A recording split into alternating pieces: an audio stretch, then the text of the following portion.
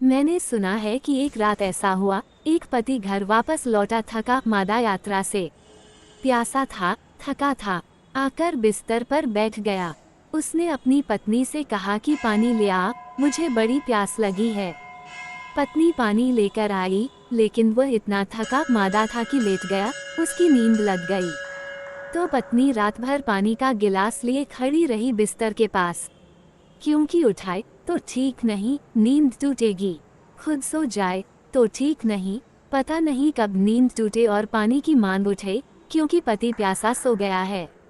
तो रात भर गिलास लिए खड़ी रही। सुबह पति की आंख खुली तो उसने कहा, पागल, तू सो गई होती। उसने कहा, ये संभव न था, तुम्हें प्यास थी, तुम कभी भी उठाते तो तू उठा लेती। पति ने कहा। उसने कहा, वो भी मुझसे न हो सका, क्योंकि तुम थके भी थे और तुम्हें नींद भी आ गई थी। तो यही उचित था कि तुम सोए रहो, मैं गिलास लिए खड़ी रहूं। जब नींद खुलेगी पानी पी लोगे, नहीं नींद खुलेगी तो कोई हर्जा नहीं, एक रात जागने से कुछ बिगड़ा तो नहीं जाता है। ये बात पूरे गांव में फैल गई। सम्राट ने गांव के उस पत्नी को बुलाकर बहुत हीरे जवाहरातों से स्वागत किया। उसने कहा कि ऐसी प्रेम की धारा मेरी इस राजधानी में थोड़ी भी बहती है तो हम अभी मर नहीं गए हैं, अभी हमारी संस्कृति का प्राण जीवित है, स्पंदित है। पड़ोस की महिला इससे बड़ी ईर्ष्या से भर गई कि यह भी कोई खास बात थी। एक रात गिलास हाथ में लिए खड़े रहे, इसके लिए लाखों रुपए के हीरे जवाहरात दे दिए हैं, ये भी कोई बात है। उसने अपने पति से कहा कि देखो जी, आज तुम थके मांदे होकर लौटना, आते से ही बिस्तर पर बैठ जाना, पानी मांगना, मैं पानी लेकर आ जाऊंगी, लेकिन तुम आंख बंद करके सो जाना और मैं खड़ी रहूंगी रात भर।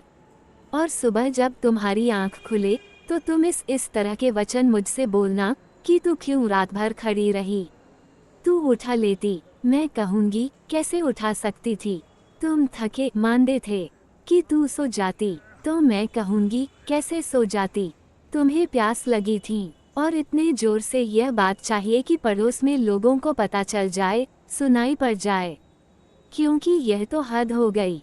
जरा रात भर, और किसको पक्का पता है कि खड़ी भी रही कि नहीं, क्योंकि रात सो ली हो, झपकी ले ली हो और फिर सुबह उठाई हो और बात फैला दी हो। मगर हमें भी यह सम्राट से पुरस्कार लेना है। पति सांझ थका मादा वापस लौटना पड़ा। जब पत्नी कहे, थके मांदे लौटो, लौटना पड़ा। आते ही बिस्तर पर बैठा, कहा, प्यास लगी है। पत्नी पानी लेकर आई, पति आंख बंद करके लेट गया। कोई नींद तो आई नहीं, लेकिन मजबूरी है।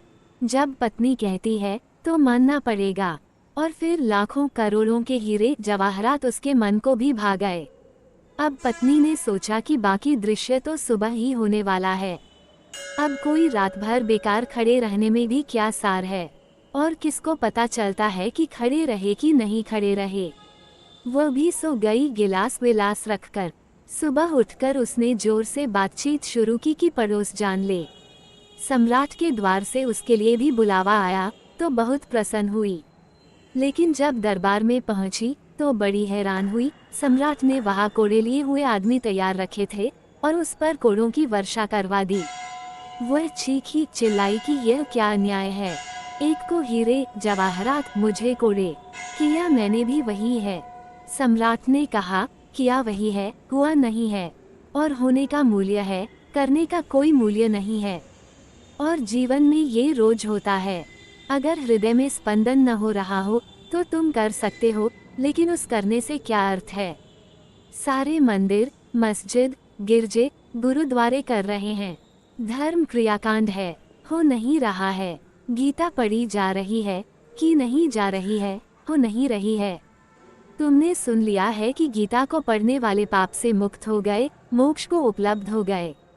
तुमने सोचा हम भी हो जाएं। तुमने भी पढ़ ली, लेकिन तुम्हारा पढ़ना उस दूसरी पत्नी जैसा है, तुम परमात्मा को धोखा न दे पाओगे। साधारण सम्राट भी धोखा न खा सका, वह भी समझ गया कि ऐसी घटनाएं रोज नहीं घटती, और पड़ोस में ही घट गई, और वही की वही घटी, बिल्कुल वैसी ही घटी। ये तो कोई नाटक हुआ। जीवन पुनरुक्त नहीं होता। हर भक्त ने परमात्मा की प्रार्थना अपने ढंग से की है, किसी और के ढंग से नहीं। हर प्रेमी ने प्रेम अपने ढंग से किया है। कोई मजनू और शीरी और फरियाद उनकी किताब रखकर और पन्ने पढ़ पढ़कर और कंठस्थ कर करके प्रेम नहीं किया है। कोई जीवन नाटक नहीं है कि उसमें पीछे प्रॉम्पटर खड़ा है और वो कहे चले जा रहा है, अब ये कहो, अब ये कहो। जीवन जीवन है, तुम उसे पुनरुक्त करके खराब कर लोगे। गीता तुम 1000 दफे पढ़ लो, लेकिन जैसे अर्जुन ने पूछा था वैसी जिज्ञासा ना होगी, वैसी प्राणपण से उठी हुई मुमुक्षा ना होगी। तो जो कृष्ण को सरल हुआ कहना, जो अर्जुन को संभव हुआ समझना, वह तुम्हें ना घट सकेगा। दोहराया जा ही नहीं सकता जगत में कुछ। प्रत्येक घटना अनूठी है, इसलिए सभी रिचुअल, सभी क्रियाकांड धोखाधड़ी है, पाखंड है। तुम भूलकर भी किसी की पुनरुक्ति मत करना, क्योंकि वही धोखा आ जाता है और प्रामाणिकता खो जाती है। प्रामाणिक के लिए मुक्ति है, पाखंड के लिए मुक्ति नहीं है। और तुम कितना ही लाख सिर पटको और कहो कि मैंने भी तो वैसा ही किया था, मैंने भी तो ठीक अक्षरश पालन किया था नियम का, फिर यह अन्याय क्यों हो रहा है? अक्षरश पालन का सवाल ही नहीं है। अपने ईश्वर को अपने तरीके से भजो, राजा के भांति वो आपको भी उचित सम्मान